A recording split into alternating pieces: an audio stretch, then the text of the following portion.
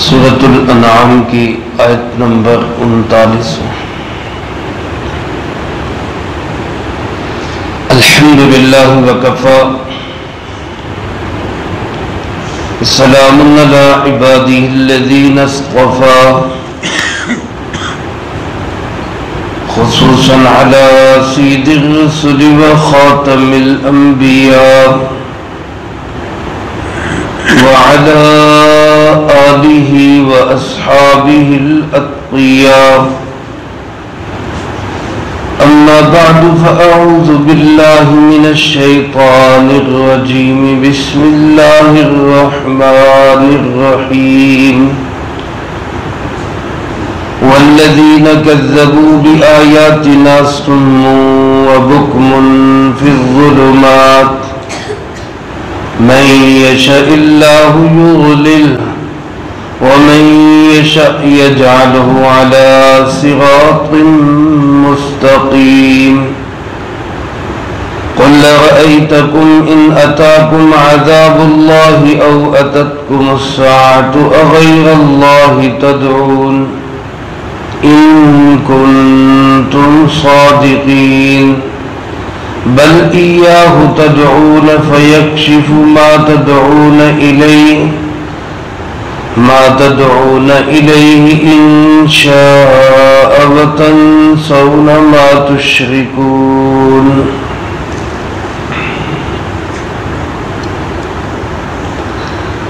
ان آیات مبارکہ میں اللہ رب العالمین نے مشرکین عرب کی گمراہی کو اور ان کے ضلالت اور اندھیروں میں پڑے ہونے کو بیان کیا ہے، اور اس کے ساتھ ساتھ ہی ان کو تنبیہ کرتے ہوئے اس طرف توجہ دلائی کہ جس طرح دنیا میں وہ سختیوں میں، شدائد میں، مشکلوں میں، پریشانیوں میں سارے خداؤں کو چھوڑ کر ایک اللہ ہی کو پکارتے ہیں، اسی طرح ان کو چاہیے کہ ہر حال میں صرف ایک اللہ ہی کو پکارے، اللہ کی ذات کے سوا کسی کو نہ پکارے۔ اس مضمون کا آغاز پچھلے 2 رکوع سے چلا، جس میں یہ بات بیان کی گئی کہ اللہ ایک ہے، اس کا کوئی ساجی اور شریک نہیں، مشکل کشا بھی صرف کون ہے، حاجت روا بھی صرف کون ہے، بگڑی بنانے والا بھی کون ہے، عزتوں ذلتوں کا مالک، نفع نقصان کا مالک، موت و حیات کا مالک صرف کون؟ اللہ رب العالمین۔ مشرکین عرب کی گمراہی یہ تھی کہ وہ سارے دلائل سن کر بھی، بے شمار معجزات، بے شمار نشانیاں، پھر جناب محمد کریم خاتم النبیین صلی اللہ علیہ وآلہ وسلم جیسے ہمدرد نبی جو انتہائی ان کی ہدایت کی حرص رکھنے والے اور بہت زیادہ شفیق اور محبت کرنے والے نبی، ان کے سمجھانے کے باوجود بھی وہ ٹس سے مس نہیں ہوتے تھے، ضد کی وجہ سے، اناد کی وجہ سے، بغض کی وجہ سے۔ اللہ پاک نے ان کی مثال دیتے ہوئے فرمایا والذین کذبوا بآیاتنا، یہ وہ لوگ جو ہماری آیات کو جھٹلاتے ہیں۔ آیات سے مراد قرآن کریم کی آیات، احکامات بھی، اور آیات سے مراد نشانیاں اور معجزات بھی۔ تو جو لوگ ان آیات کو، آیات قرآنی کو، معجزات نبوی صلی اللہ علیہ وآلہ وسلم کو جھٹلاتے ہیں، ان کی تکذیب کرتے ہیں، اللہ پاک فرماتے ہیں صم و بکم، وہ ایسے جیسا کہ بہرے ہوں اور ایسے جیسا کہ وہ اندھے ہوں۔ یعنی جب انسان اپنے کانوں کو حق سننے کے لیے استعمال ہی نہیں کرتا، حق بولنے کے لیے اپنی زبان کو استعمال ہی نہیں کرتا، تو گویا کہ وہ بہرا ہی ہے، گونگا ہی ہے، اس کی کوئی حیثیت نہیں ہے۔ ایک بندے کی زبان سے صحیح بات نکلتی نہیں، حق بات نکلتی نہیں، تو اس کی زبان ہے یا نہیں ہے وہ بیکار ہے۔ ایک بندہ کانوں سے حق بات کو سنتا ہی نہیں، وہ ہمیشہ باطل کی بات ہی سنتا ہے، باطل ہی بولتا ہے، تو وہ انسان اللہ کی نگاہ کے اندر بہرا ہے اور گونگا ہے۔ اور اللہ پاک فرماتے ہیں فی الظلمات، یہ لوگ اندھیروں میں پڑے ہوئے، ایک اندھیرا نہیں کئی اندھیرے، شرک کا اندھیرا، ضلالت کا اندھیرا، کفر کا اندھیرا، منچاہی زندگی گزارنے کا اندھیرا، اپنی خواہشات کی پیروی کرنے کا اندھیرا، ایک نہیں کئی اندھیروں میں یہ پڑے ہوئے۔ اور فرمایا من یشاء اللہ یضلل، جس کی گمراہی کا فیصلہ اللہ کر لے پھر اس کو کوئی ہدایت پہ لا نہیں سکتا۔ وَمَن يَشَاءْ يَجْعَلْهُ عَلَى صِرَاطٍ مُسْتَقِيمٍ، اور جس کی اللہ پاک سیدھے راستے کی طرف رہنمائی کر دیں اس کو پھر کوئی گمراہ نہیں کر سکتا۔ اللہ پاک سے دعا بھی کرنی چاہیے، اللہ ہمیں ہمیشہ حق پہ قائم رکھے، گمراہی سے اللہ محفوظ رکھے۔ میرے محترم دوستو، یہ بات نہیں کہ جس کو اللہ گمراہ کر دے تو پھر اس کا قصور کیا۔ جو انسان گمراہیوں کو پسند کرتا ہے، حق بات سے آنکھیں بند کر لیتا ہے، حق بات کو سننے کے لیے تیار نہیں، تو اللہ پاک زبردستی کسی کو ہدایت نہیں دیتے۔ جو ہدایت کا طالب بنے گا اللہ اسی کو ہدایت دے گا، اور جو ہدایت کا طالب نہیں بنے گا چاہے وہ کوئی بھی ہو اور وہ گمراہی کو پسند کرے تو اللہ پاک اس کو گمراہی کے راستے اس کے لیے آسان کر دیں گے، ہدایت نہیں دیں گے۔ اللہ پاک کفار کو دھمکاتے ہوئے فرماتے ہیں، اے پاک پیغمبر صلی اللہ علیہ وآلہ وسلم، آپ ذرا ان سے پوچھئے ارأیتکم ان اتاکم عذاب اللہ، ذرا مجھے بتلاؤ اگر تمہارے اوپر اللہ کا عذاب آ جائے، اچانک عذاب میں پکڑے جاؤ، جکڑے جاؤ، او اتتکم الساعہ، یا عذاب نہ آئے قیامت آ جائے۔ قیامت سے مراد بڑی قیامت بھی سارے جہان کی موت، اور چھوٹی قیامت بھی ایک انسان کی اپنی موت، کیونکہ جب کسی انسان کی موت آتی ہے تو گویا اس کی قیامت تو شروع ہو جاتی ہے۔ تو اچانک اگر تمہارے اوپر عذاب آ جائے، یا اچانک موت آ جائے، یا اچانک قیامت آ جائے، غیر اللہ تدعون، کیا تم اللہ کے علاوہ کسی اور کو پکارو گے، کسی اور کو آوازیں دو گے، کسی اور کو دعائیاں دو گے؟ ان کنتم صادقین، اگر تم سچے ہو تو پھر تمہیں اس حالت میں بھی اللہ کے غیر کو پکارنا چاہیے۔ لیکن صورتحال کیا تھی کہ بل ایاہ تدعون، سختیوں میں، شدائد میں، مشکلات میں، پریشانیوں میں یہ لوگ پکارتے تھے صرف کس کو؟ اللہ رب العالمین، مشرک ہو کر بھی۔ قرآن کریم میں کئی جگہ پہ اللہ پاک نے بیان فرمایا کہ جب یہ لوگ سمندروں میں سفر کرتے اور کشتیاں ان کی بھنور میں پھنس جاتی، ہچکولے کھانے لگتی، ڈوبنے لگتے، تو اس وقت سب کو چھوڑ کر صرف کس کو پکارتے؟ اللہ رب العالمین کو۔ پکے مشرک بھی، ابو جہل کے بیٹے حضرت اکرمہ رضی اللہ تعالیٰ عنہ جو صحابی رسول بنے اور بڑے مخلص صحابی بنے، اسلام کا دشمن نمبر 1 ہے ابو جہل، اور اس کا بیٹا صحابی رسول ہے اکرمہ رضی اللہ تعالیٰ عنہ۔ ان کے اسلام لانے کا سبب ہی یہی بنا تھا۔ جب مکہ فتح ہوا اور آپ صلی اللہ علیہ وآلہ وسلم کو اقتدار حاصل ہوا مکہ مکرمہ کا، تو اس نے سوچا کہ اب یہاں رہنے کا فائدہ نہیں، مارے جائیں گے، تو بچنے کے لیے مکہ سے بھاگ کے جدہ کی طرف چلا گیا۔ اور خیال کیا کہ یہاں سے کسی کشتی پہ جہاز پہ بیٹھ کے سمندر کے راستے سے حبشہ چلا جاتا. کشتی میں بیٹھ گیا, سفر شروع ہو گیا.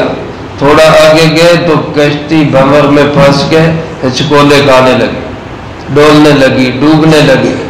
سب پکارنے لگے لات منات عزا ہمیں بچاؤ ہمیں بچاؤ, بتوں کے نام لے لے کے.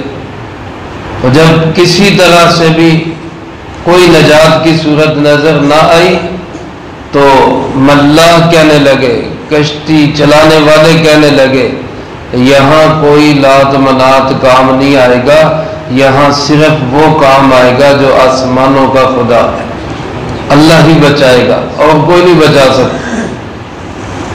اب جب انہوں نے یہ بات کہی سب اللہ کو پکارنے لگے تو حضرت اکرمہ رضی اللہ تعالیٰ عنہ کے دل پہ چوٹ پڑی. یہی بات تو حضرت محمد صلی اللہ علیہ وسلم کہتے ہیں, یہی بات تو وہ کہتے ہیں جس کو چھوڑ کے ہم بھاگ رہے ہیں, جس کی ساری زندگی ہم مخالفت کرتے آئے. تو دل ہی دل میں ٹھان لی کہ اگر اللہ نے مجھے نجات دے دی اور واپس کشتی ساحل پہ پہنچ گئی, بحفاظت بچ گیا, تو میں سیدھا حضرت محمد صلی اللہ علیہ وسلم کے قدموں میں جاؤں گا اور آپ کا دامن تھام لوں گا. اللہ کی شان, اللہ نے ہدایت دینی تھی, دل کی گہرائیوں میں ہدایت تھی, اندر سے طلب تھی. اللہ نے کشتی کی حفاظت فرمائی اور ساحل پہ آتے ہی سیدھا آپ صلی اللہ علیہ وسلم کی خدمت میں حاضر ہوئے اور کلمہ پڑھ کے صحابی بنے اور مخلص صحابی بنے. تو میرے محترم دوستو, یہ ایک نہیں واقعہ, ایسے بیسیوں نہیں سینکڑوں واقعات کہ جب کشتیوں میں سمندروں میں پھنس جاتے تو پھر ان کا اپنا نظریہ اور عقیدہ بھی یہی تھا کہ اب یہاں نجات دینے والا اللہ کے سوا اور کوئی نہیں. اللہ پاک فرماتے ہیں جب مشکلوں میں, پریشانیوں میں, دکھوں میں, تکلیفوں میں, شدائد و مصائب میں تم اسی اللہ کو پکارتے ہو تو پھر نظریہ اور عقیدہ درست کرو کہ ہر حال میں پکارو صرف کس کو, اللہ رب العالمین. فرمایا پھر اس کی مرضی, فَيَكْشِفُ مَا تَدْعُونَ إِلَيْهِ, جس چیز کی طرف تم اس کو بلا رہے ہو, انشاء اگر وہ چاہے تو وہ چیز تمہارے لیے ہٹا دے. جس دکھ تکلیف مصیبت پریشانی میں اللہ کو پکارے ہٹائے گا وہ اپنی مرضی سے. حدیث مبارک میں آپ صلی اللہ علیہ وآلہ وسلم نے فرمایا جس کا مفہوم یوں ہے کہ تم اللہ سے دعا کرتے رہا کرو, تم اللہ سے دعا کرتے رہا کرو, اللہ کو پکارتے رہا کرو. اللہ کو کوئی مجبور نہیں کر سکتا کہ میری بات ضرور مان, مرضی اس کی ہے, وہ چاہے مانے چاہے نہ مانے, لیکن تمہارا کام یہ ہے کہ تم اس کو پکارتے رہو, دعا کرتے رہو, مانگتے رہو اس سے. وہ چاہے گا تو تمہاری مصیبت کو ہٹا دے گا. اور وَتَنْسَوْنَ مَا تُشْرِكُونَ, لیکن اس حالت میں تم جن کو شریک ٹھہراتے ہو ان سب کو تم بھول جاتے ہو, پھر تمہیں کوئی یاد نہیں آتا.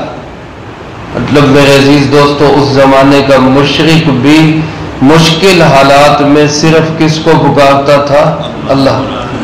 لیکن آج ہم کس قدر نیچے گر گئے کہ ہم سمجھتے ہیں کہ ہمیں مشکلات سے بھی نجات دینے والا کوئی اور ہی ہے.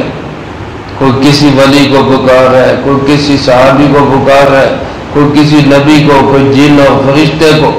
یہ ساری چیزیں غلط ہے. تمام مصائب و شدائد سے نجات دینے والا صرف کون ہے؟ آج مکان بنانے لگتے ہیں تو کیا کہتے ہیں جی بنیادوں میں بکرا ذبح کرو, خون ڈالو. کیوں؟ جنات خوش ہو کے ہمیں کوئی مصیبت نہیں پہنچائیں گے. یہ بکرا ذبح ہو رہا ہے اللہ کے لیے یا جنات کی خوشنودی کے لیے؟ یہ حلال نہیں رہے گا, یہ حرام ہو جائے گا. وما اہل به لغیر اللہ, غیر اللہ کے لیے نامزد ہو گئے. مسلمان کا کام, مومن کا شیوا تو یہ ہے کہ پوری دنیا کے لوگ ایک طرف ہو کر مجھے نقصان پہنچانا چاہے, اللہ مجھے نقصان نہ پہنچانا چاہے, کوئی میرا بال بھی بیکا نہیں کر سکتا. اور ساری دنیا کے لوگ مل کر مجھے نفع پہنچانا چاہے، اللہ مجھے نفع نہ پہنچانا چاہے، ایک رتی کا کوئی نفع نہیں پہنچا سکتا۔ سب کچھ کس کے ہاتھ میں ہے؟ اللہ کے ہاتھ میں۔ اختیارات کا مالک، قدرتوں کا مالک، زمین و آسمان کا بادشاہ، سارے نظام کو چلانے والا صرف کون؟ اللہ۔ میرے عزیز دوستو، یہی عقیدہ توحید ہے جس پہ آخرت میں نجات ملے گی۔ یہی عقیدہ توحید ہے جو دنیا میں انسان کو مضبوط کرتا ہے۔ اللہ مجھے آپ کو سب کو اس عقیدہ توحید پہ ایمان، اسی عقیدہ توحید پہ موت نصیب فرمائے۔ جو کہا سنا اس کو زندگی میں لا کے دوسروں تک پہنچانے کی توفیق عطا فرمائے۔ اللہم لک الحمد کما ینبغی لجلال وجہک وعظیم سلطانک، اللہم لا احصی ثناء علیک انت کما اثنیت علی نفسک، اللہم لک الحمد کما انت اہل، وصلی علی محمد کما انت اہل، وفعل بنا ما انت اہل، فإنك أهل التقوى وأهل المغفرة، اللهم وفقنا لما تحب وترضى من القول والعمل والفعل والهدي والنية، إنك على كل شيء قدير، اللهم طهر قلبي من النفاق وعملي من الرياء ولساني من الكذب وعيني من الخيانة، فإنك تعلم خائنة الأعين وما تخفي الصدور۔ اے مولا کریم، یا اللہ پاک تمام بیماروں کو شفا کامل نصیب فرما۔ اے اللہ جو بھی جہاں بھی جس شکل میں بھی جس مرض میں بھی مبتلا ہے، اللہ سب کو شفا کلی نصیب فرما۔ ہمارے بھائی غلام رسول صاحب کی اہلیہ بیمار ہے، اللہ پاک ان کو شفا کامل نصیب فرما۔ میرے خالہ زاد بھائی شیخ عاصم بیمار ہیں، اللہ پاک ان کو شفا کامل نصیب فرما۔ اور جو حضرات بیمار ہیں جنہوں نے دعاؤں کے لیے کہا، یہ کہنا چاہتے ہیں، یہ ان کا ہم پہ حق ہے، اللہ سب کو شفا کامل نصیب فرما۔ اے ارحم الراحمین، آج 14 اگست آزادی کا دن ہے، اللہ ہمیں حقیقی ذہنی فکری آزادی نصیب فرما۔ اے ارحم الراحمین، یا اللہ آج بھی ہم انہی کے غلام، انہی کے آرڈر پہ چل رہے، حتیٰ کہ ان کے کہنے پہ مساجد تک کو شہید کر رہے، اللہ تو ہمیں ہدایت نصیب فرما۔ اے اللہ پاک ہمارے حکمرانوں کو ہدایت نصیب فرما، وطن عزیز ملک پاکستان کو صحیح معنوں میں اسلامی فلاحی مملکت بنا۔ اے ارحم الراحمین، شہدائے پاکستان کو یا اللہ ہم سب خراج تحسین پیش کرتے ہیں، یا اللہ ان سب کی ارواح کو بلند درجات نصیب فرما۔ اے اللہ اس آزادی کے لیے جس نے جو قربانیاں دی ہیں، اللہ سب کی قربانیوں کو قبول فرما۔ اے ارحم الراحمین، اس وطن عزیز کو، ہمارے ملک پاکستان کو صحیح معنوں میں اسلام کا قلعہ بنا، اور اللہ اس کے اندر دینی مدارس، مساجد، مراکز، علماء کی حفاظت فرما، ہمارے قائدین کی حفاظت فرما، بالخصوص میرے استاد محترم قائد وفاق حضرت شیخ الاسلام مفتی محمد تقی عثمانی صاحب دامت برکاتہم کی حفاظت فرما، اور ہمارے قائد محترم قائد ملت اسلامیہ حضرت مولانا فضل الرحمن صاحب کی حفاظت فرما، دیگر ہمارے تمام قائدین کی حفاظت فرما۔ اے مولا کریم، یا اللہ پاک ان کی قیادت میں اس ملک کو صحیح معنوں میں اسلامی فلاحی مملکت بنانے کی توفیق نصیب فرما۔ اللہم ربنا تقبل منا انک انت السمیع العلیم وتب علینا انک انت التواب الرحیم۔ صلی اللہ